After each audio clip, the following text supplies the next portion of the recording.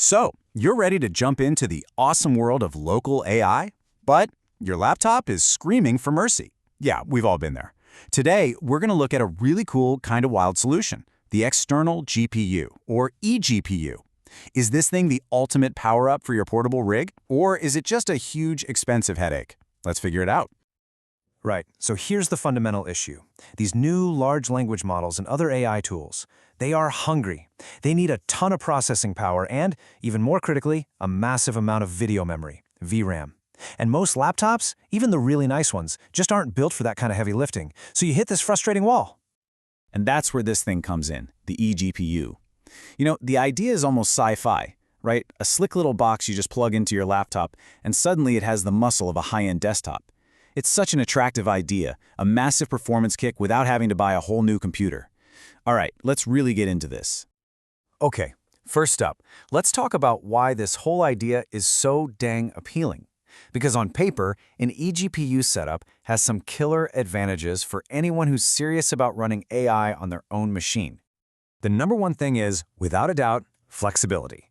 I mean, just imagine having one super powerful graphics card, say an RTX 3090, that you can just hook up to your laptop whenever you need desktop-level power. You can work from anywhere, then get home, plug in a single cable, and bam, full power workstation. It's kind of the dream, right? And then there's the whole future-proofing angle. You know how fast GPU tech moves? It's just a crazy pace. With a laptop, you're totally locked in. What you buy is what you get. But an eGPU is modular. The next shiny new must-have card comes out, you just swap the card, not your entire computer. It's a great way to stay on the cutting edge. And this points to a huge physical advantage.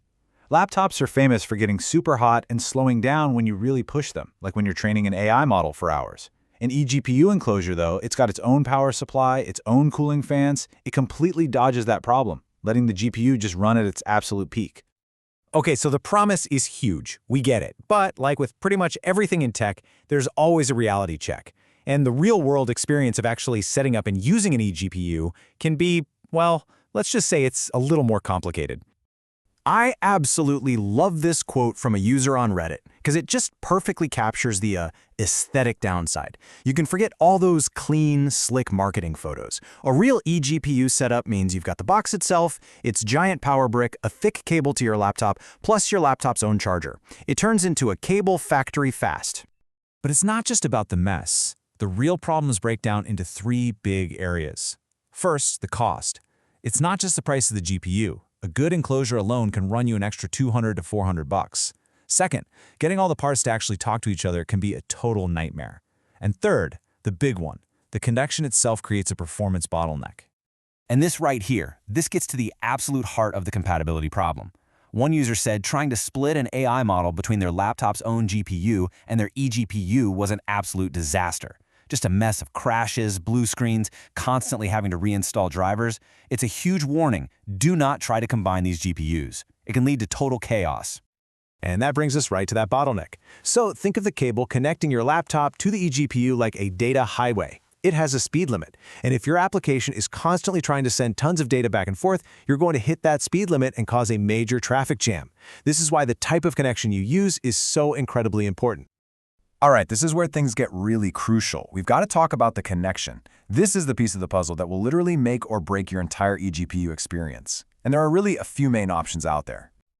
This table kind of lays it all out. At one end of the spectrum, you've got Thunderbolt. It's super easy. Just plug it in and it usually works. It's on tons of laptops, but its speed is capped at 40 gigabits per second. At the other end, you have something called OSU-Link, which is way faster, up to 64 gigabits per second. But it's not hot swappable, and you need a special port for it. And M2 is this hardcore DIY option, where you're literally opening up your machine. So yeah, it really just boils down to a classic trade-off. What do you care about more? Do you want the sheer, simple convenience of Thunderbolt, or are you a power user who's chasing every last drop of raw performance that something like OSU-Link can give you? Now, here's the thing. Even with a crazy fast connection like OcuLink, you can usually expect to lose about 10% of the GPU's performance compared to having it inside a desktop. For something like gaming, that's a pretty big deal. But, and this is a huge but, for our specific use case of running local AI, that rule kind of gets tossed out the window. And this right here is probably the most important takeaway from all the user reports out there.